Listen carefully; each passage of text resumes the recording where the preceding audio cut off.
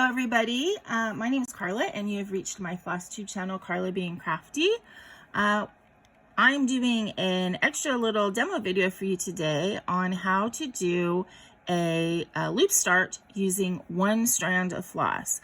I use a loop start for probably 90% of my stitching. If I'm using two strands, then I am most likely using a loop start.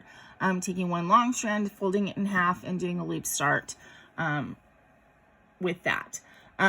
This method that I'm going to show you, I didn't make it up. I saw it on Stitcherista's channel a couple weeks ago. And I'm seriously, people say things are like revolutionary or a game changer. I really felt like this one was. And so I have been using this one strand method ever since. So if you watch Stitcherista, maybe you've already seen this. If not, you can go check out her original video, although I don't think it was her idea either. She saw it on somebody else's channel. But like all good ideas, that's how they spread. People pass them on when they see them. I also have a video on this channel on how to do a loop start with an uneven number of strands, like 3 strands or 5 strands. And I would still use that method if I had more than 2 strands. But for one strand, or what is a more likely scenario is I'm using 2 strands of an overdyed floss, so I can't make a loop because the 2 strands have to lay the same direction. This method has been great. So what I want to show you first is how I would do a regular loop start. I have this little, it's actually like a stitchable bookmark. And I think I got a pack of them from Joann's. I think it was Joann's that I got these. And they come in, I think 3 colors, 3 different like edge shapes. They're kind of cool. If you just have a very small design to put on them. But I thought it would show up really well so that I could demo this video. And I have a strand of, just a full strand of DMC here, a kind of large needle, which I'm noticing is kind of discoloring my fingers, so please forgive that. Okay, so just a regular loop start when I would do it. So I would fold my floss in half and end up with a loop at the end.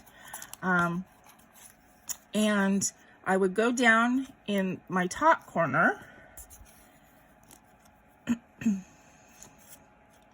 leaving the loop on the top of the fabric, then come up at the bottom of the stitch. This is a little hard to get through because so many strands, and then go through the loop like that,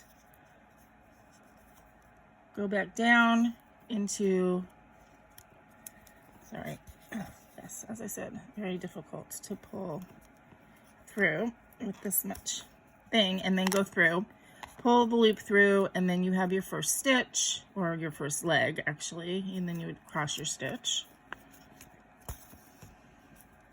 Sorry. And there's your X.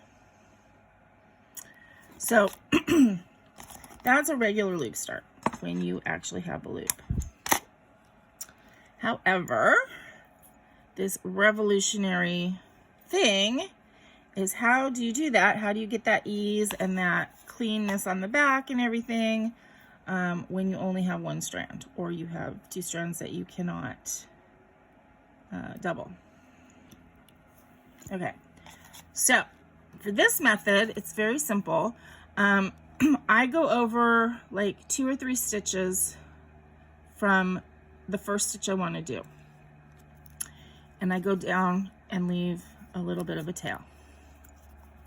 Okay, so if I'm going to go over like 2 stitches, so 1 stitch, 2 stitch, let's start here.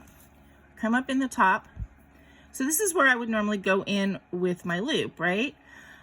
So what we're going to do is we're going to actually make a loop, go back down into that same hole,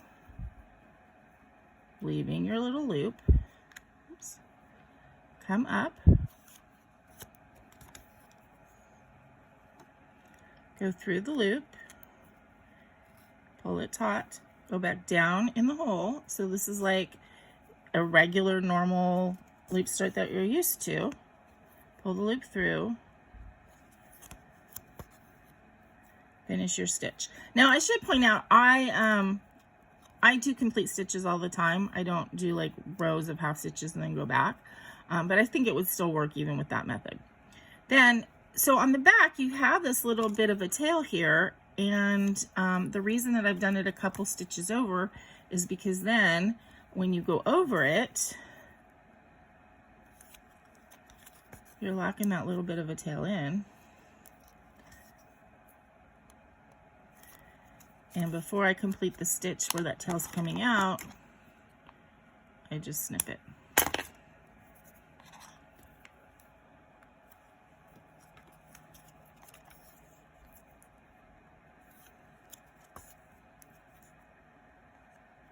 And there we go. Loop start with 1 strand. So let's show it again. I'm going to have to cut my floss. Okay. So we come up. Oh, sorry. Come up, go down. Don't come up. Okay. Go over a couple stitches. Could be 1 or 2. Let's just do 1 stitch this time. Go back down to create your loop. Come up in the bottom corner. Go through your loop. Back down. Pull the loop through.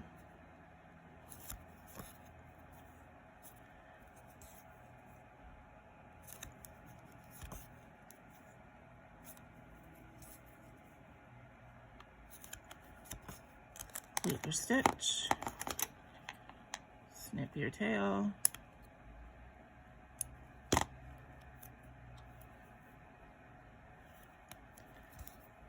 and there you go.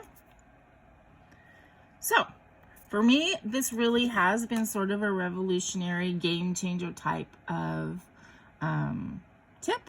Again, I saw this on Stitcherissa's channel, so I don't want to take credit where it isn't due, but as I said, I was so blown away by this method. I was very excited about it.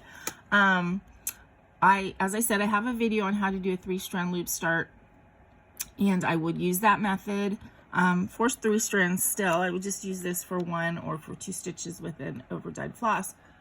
But that video, I get people watching that, I think, pretty much every day. So I thought it would be helpful to add another loop start method. So you can pretty much do a loop start for every single every single type of stitching that you're doing. And you don't end up with a bunch of tails on your back. So I hope you guys found this helpful. If you have any questions, please leave them below and I will do my best to answer them. And if you have any other tips or tricks that you think that I should know about, please let me know.